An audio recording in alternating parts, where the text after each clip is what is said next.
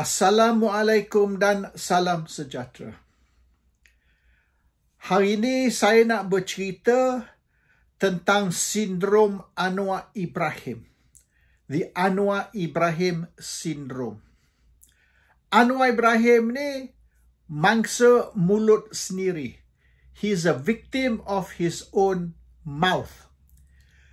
Biasanya Anwar ni, dia punya mulut cepat pada otak. His mouth moves faster than his brain.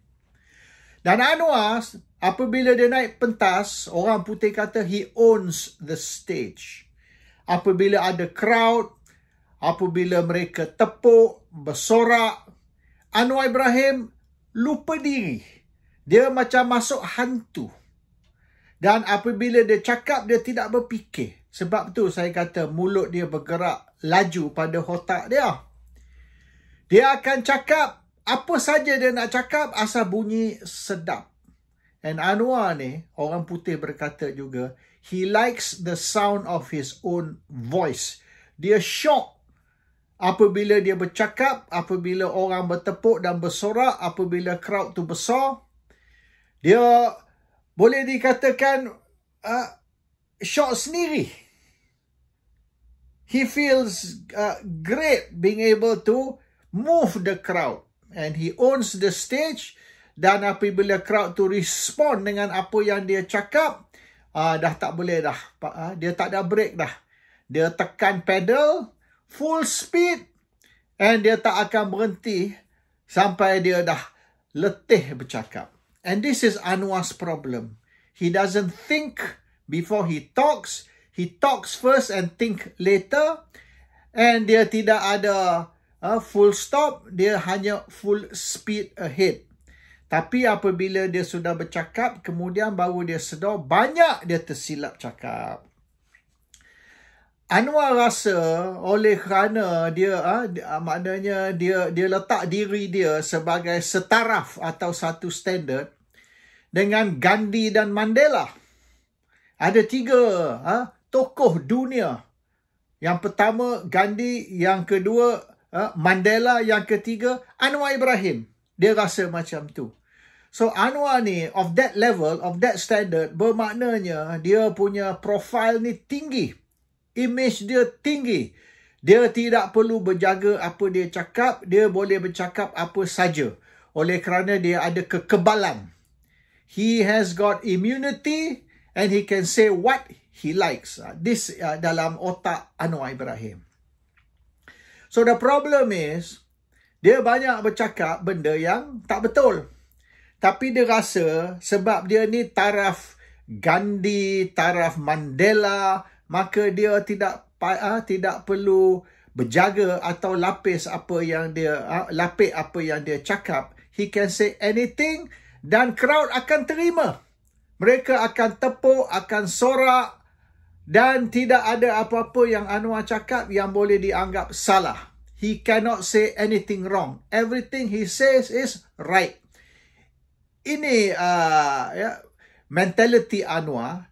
Dia, he's a victim of his own grandeur. Dia rasa dia ni, level Anwar Ibrahim ni, level tokoh dunia ni, he has a different, maknanya dia kena play by different rules. Dia tidak payah ikut peraturan atau undang-undang orang biasa sebab dia ni orang luar biasa. So orang luar biasa ni tidak main mengikut undang-undang ataupun standard orang biasa.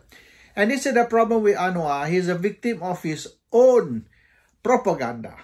Propaganda ni, Anwar ni ialah pada peringkat awal dulu, Anwar is an Islamist. Anwar ialah pejuang Islam. Selepas tahun 98, selepas dia dibuang dari UMNO, Anwar bertukar menjadi reformist, pejuang reformasi. So his early career ialah a reformist atau pejuang is a Islamist, pejuang Islam, followed by reformist atau pejuang reformasi. Itu membuat Anwar ni special. Lebih special dari Gandhi ataupun Mandela. Gandhi dan Mandela hanya memperjuangkan self-rule ataupun merdeka. Anwar ni memperjuangkan lebih dari itu. Dia memperjuangkan nilai-nilai Islam, menegakkan sistem Islam dan merombak sistem ekonomi, sistem politik, sistem pendidikan dan macam-macam sistem lagi supaya Malaysia ni akan jadi negara yang istimewa, a special country di dalam dunia ini. Ini kepercayaan Anwar. Kepercayaan bahawa Anwar lah simbol kepada ataupun ikon kepada perjuangan Islam dan perjuangan reformasi. Dan orang yang bertaraf macam tu tidak perlu ikut undang-undang ataupun sistem orang biasa. Because Anwar bukan orang biasa. Anwar ni orang luar biasa. So the rules of the game for Anwar is also lain dan luar biasa. Ini kepercayaan Anwar. Tak ada orang lagi, kawan-kawan dia, keluarga dia yang beritahu katanya, you talk too much. And you talk what is not true. And you talk what you cannot do. So, bila dia cakap banyak, dia cakap benda yang tak benar, dan cakap benda yang dia tak mampu buat, maka itulah downfall Anwar. Dan Anwar duk kata, baru ni lah, ramai orang jealous dengan dia sebab dia Perdana Menteri. Dia kata dia akan terus jadi Perdana Menteri hingga habis penggal, iaitu sampai ke PRU 16. So bermaknanya Anwar akan terus jadi Perdana Menteri hingga tahun 2027. Ataupun sekurang-kurang hingga tahun 2026 tak ada orang boleh goncang dia. Dia Perdana Menteri. Dan dia ni ikut isteri dia ni anugerah Allah, God sent. Maknanya Malaysia ni blessed. Malaysia ni dirahmat Allah kerana terima Anwar Ibrahim, anugerah Allah sebagai Perdana Menteri yang ke-10 dan pemimpin Malaysia. Ini kepercayaan Anwar. Dan masalah dia, Anwar is a victim of his own propaganda. Kita ni, propaganda ni untuk kita nak psycho orang lain. Kalau kita main propaganda dan kita psycho diri sendiri, we become a victim of our own propaganda. Ini sama yang berlaku kepada Adolf Hitler. Dia percaya ni bohong dan tipu Nazi Party. Dan dia percaya Germany ni boleh jadi the world leader, boleh takluk, boleh conquer satu dunia. Dan dia tidak sedar yang Germany yang sebenarnya akan hancur. Nazi Germany akan hancur. Dan akhirnya hancur dan belah dua. East and West Germany. Tapi mereka sampai saat terakhir, sampai Russia dah ketuk pintu Berlin, Russia was knocking on Berlin's door. Mereka masih rasa mereka boleh menang dan mereka boleh takluk dunia. They no longer can face reality. They are no longer in touch with reality. They are living dalam satu dunia yang tidak real. This is the problem. Apa yang berlaku pada Nazi Germany dan apa juga yang berlaku kepada Anwar Ibrahim. Dia ni mangsa mulut sendiri. Dia ni mangsa propaganda dia sendiri. Dan semua yang dia bohong tu, akhirnya dia percaya benar. Sebab apabila dia bohong banyak kali, dan terlampau banyak bohong tiap-tiap hari, maka kita ni akhirnya, in the end, kita percaya kepada pembohongan sendiri.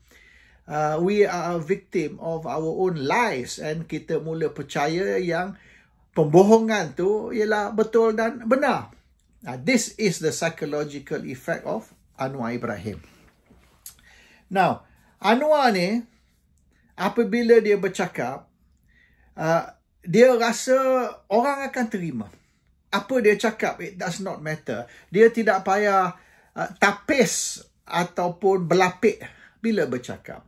Dan bila dia atas pentas tu, when he's on stage, kita nampak yang dia menjerit, dia mengugut, dia maki, dia hina, dan dia cakap macam-macam tentang orang lain atau tentang musuh dia, musuh politik dia. Dia fitnah, macamlah benda tu betul benar.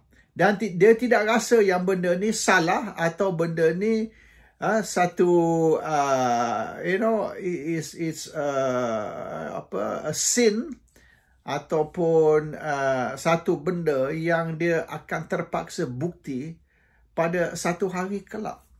He feels he doesn't need to account for his lies. Dia tidak payah membukti apa yang dia cakap. Asal dia cakap cukup. Itu sudah cukup bukti. Kalau saya cakap macam tu lah. Tak payah soal. Tak payah maknanya meminta penjelasan atau meminta bukti. Sebab ini bukan dosa. I do not sin. Saya tidak melakukan dosa walaupun apa yang saya cakap ni bohong, fitnah dan tidak benar. And this is the problem orang yang sudah jadi viktim kuasa dia sendiri. Dia rasa 25 tahun dia berjuang untuk jadi Perdana Menteri semenjak tahun 98. In fact, dia berjuang jadi Perdana Menteri bukan semenjak 98. Walaupun ramai kata 25 tahun semenjak tahun 98. No. Anwar telah berusaha dan memperjuangkan menjadi Perdana Menteri pada tahun 81. So 81, kalau kita nak kira last year lah, tahun lepas dia jadi Perdana Menteri, bukan 25 tahun. Itu sudah 41 tahun. 41 tahun Anwar beridam nak jadi Perdana Menteri. Dia gila nak jadi Perdana Menteri 41 tahun dulu. Pasal tu dia masuk UMNO dan dia tak masuk PAS.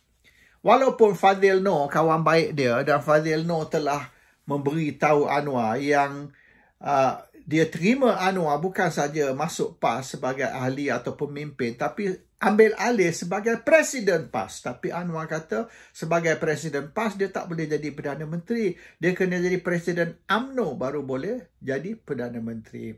So Anwar punya rancangan, Anwar punya hasrat is not since 98, is since 81.